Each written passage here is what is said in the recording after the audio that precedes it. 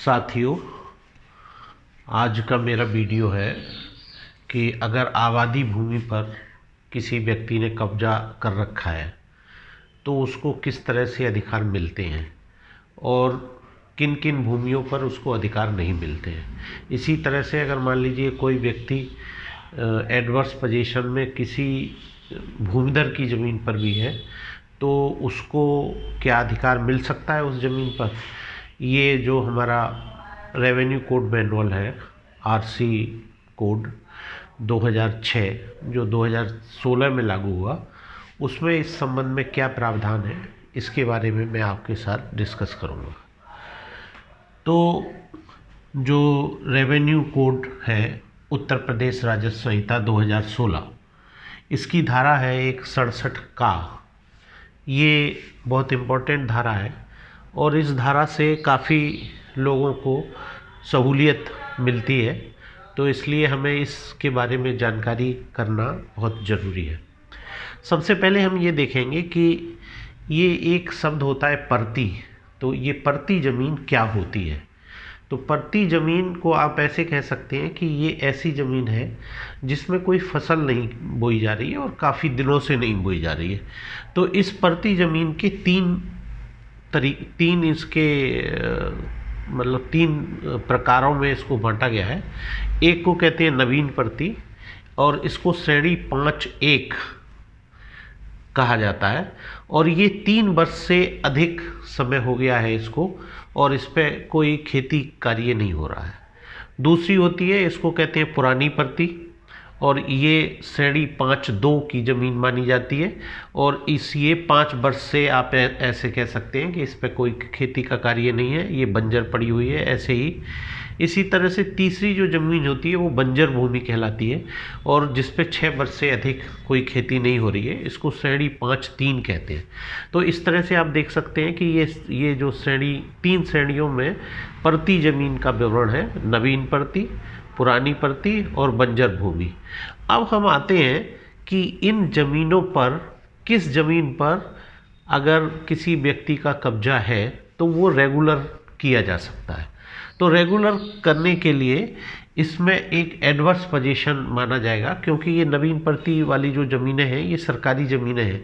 अगर इन सरकारी ज़मीनों पर किसी व्यक्ति ने 29 नवंबर 2012 से पहले कब्जा कर रखा है, उस पर मकान बना रखा है, ये डेट बहुत इम्पोर्टेंट डेट है 19 नवंबर 2012। तो इससे पहले अगर किसी का कब्जा उस पर बना हुआ है और वो व्यक्ति पात्रता, उसमें रेवेन्यू कोड की धारा 64 है, उसमें जो पात्रता है वो एससी के व्यक्ति के लिए है, एसटी के व्यक्ति के लिए है, ओबीसी व्यक्ति के लिए है, विडो के लिए है, डिसेबल विकलांग लोगों के लिए भी है, या कोई आर्टिजन या कारीगर जो लोग हैं उनके लिए है। तो ये जो पात्रता सूची आप कह सकते हैं या पात्रता के लिए कौन कौन आदमी इसमें आ सकता है, वो धारा 64 में दिया हुआ है। यानी अगर कोई शेड्यूल कास्ट, शेड्यूल ट्राइब या अन्य पिछड़ा वर्ग या कोई विधवा या कोई विकलांग या कोई कारीगर, अगर ये 29 नवंबर 2012 से पहले किसी भी ज़मीन पर, ये जो 3 तरह की ज़मीनें हैं, इन ज़मीनों पर उसने कोई मकान बना रखा है और उसमें वो रहता है, और साथ ही शर्त ये है कि उसके पास इनको छोड़कर, मतलब ये जो मकान उसका इन पर एडवर्स पोजीशन के रूप में बना हुआ है, प्रतिकूल कब्जे की तरह से बना हुआ है, तो और कोई मकान उसके पास नहीं है और यही मकान है, तो उसको, और वो 29 नवंबर 2012 से पहले का बना हुआ है, तो वो ज़मीन उसी को दी जा सकती है।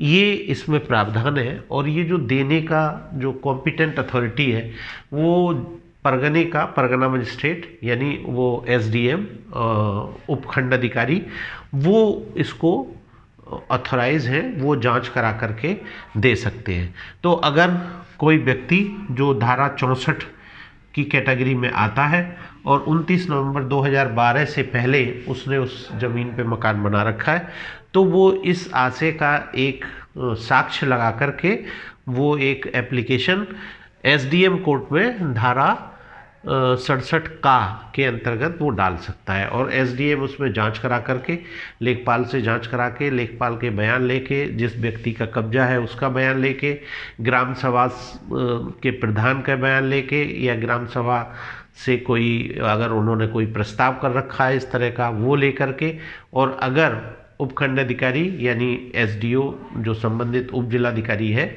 वो संतुष्ट हो जाता है और ये पाता है कि ये व्यक्ति पात्र भी है, धारा 64 के अंतर्गत आता है, और इस मकान के अलावा उसके पास कोई और मकान नहीं है, तो वो इस मकान को उसी व्यक्ति को सेटल कर सकता है, यानी उस व्यक्ति को इस पर अधिकार दे सकता है, वो इसको रेगुलराइज कर सकता है। तो ये एक बड़ा अच्छा प्रावधान है।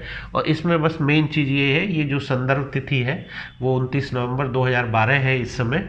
ये संदर्भ तिथि बदलती रहती है जैसे सरकारें आती हैं। जैसे पहले मुख्यमंत्री मायावती जी थी तो उन्होंने ये संदर्भ तिथि अपनी जिस दिनांक से वो मुख्यमंत्री बनी उस दिनांक को नियत रखा था। उसी तरह से माननीय अखिलेश जी के समय उन्होंने जिस समय वो मुख्यमंत्री बने वो डेट ये रख दी थी। वर्तमान में ये डेट 29 नवंबर 2012 से पहले का अगर किसी व्यक्ति का कब्जा है तो वो है। इसी तरह से सेम चीज़ जो है वो खातेदार की भूमि पर भी लागू होती है। खातेदार का मतलब अगर किसी की श्रेणी 1 की संक्रमणीय भूमिधर कोई व्यक्ति है, उसकी ज़मीन पर भी अगर इन लोगों ने यानी शेड्यूल कास्ट ने, शेड्यूल ट्राइब ने, या ओबीसी, विडो, डिसेबल या आर्टिजन, इन्होंने कब्जा वहाँ पे कर रखा है, उनका मकान बना हुआ है, वो पात्रता की श्रेणी में है, उनके पास और कोई ज़मीन नहीं है, तो उनको भी भूमिधर की ज़मीन से भी उसको बेदखल नहीं किया जा सकता। भूमिधर की जो डेट ऑफ रेफरेंस है या संदर्भ तिथि है वो 29 नवंबर 2000 से पूर्व है। यानी ये चीज़ ध्यान में रखनी है कि खातेदार की ज़मीन पर अगर किसी का कब्जा है तो वो 29 नवंबर 2000 से पूर्व का होना चाहिए। इन दोनों कामों में जो कॉम्पिटेंट अथॉरिटी है वो उप जिला अधिकारी हैं संबंधित तहसील के, वो चाहे जैसे संतुष्ट हों, आपको उनकी न्यायालय में जाना पड़ेगा। वो न्यायालय में साक्ष्य लेंगे, ग्राम सभा से भी पूछेंगे, लेखपाल से भी पूछेंगे, और उसके बाद इसको दिया जा सकता है। अब इसमें एक जो एक्सेप्शंस है, जो अपवाद है, वो ये है कि ये जो कब्जा है एडवर्स पोजीशन अगर सार्वजनिक भूमि की उपयोग पर है, सार्वजनिक उपयोग की भूमि पर है, जैसे चरागाह पर है, खेल के मैदान पर है, शमशान भूमि पर है, कब्रिस्तान की भूमि पर है, तालाब पर है, किसी रास्ते पर है, किसी मेले की ज़मीन पर है, या किसी सैन्य शिविर पर है, तो ये रेगुलराइज नहीं की जाती है। उस केस में उसको तहसीलदार के यहाँ एक केस करके और इन ज़मीनों से वो कब्जा हटा दिया जाता है। इन भूमियों पर चाहे कितना भी पुराना कब्जा हो वो रेगुलराइज करने की कैटेगरी में नहीं आता है। यानी आप अगर इन ज़मीनों पर किसी ने कब्जा कर रखा है, चाहे वो धारा 64 में वो पात्र लोग हैं, तब भी उनको यहाँ पर इन ज़मीनों पर जो सार्वजनिक उपयोग की ज़मीनें हैं उन पर किसी तरह का कोई उपभोग करने का अधिकार उनको नहीं मिलेगा।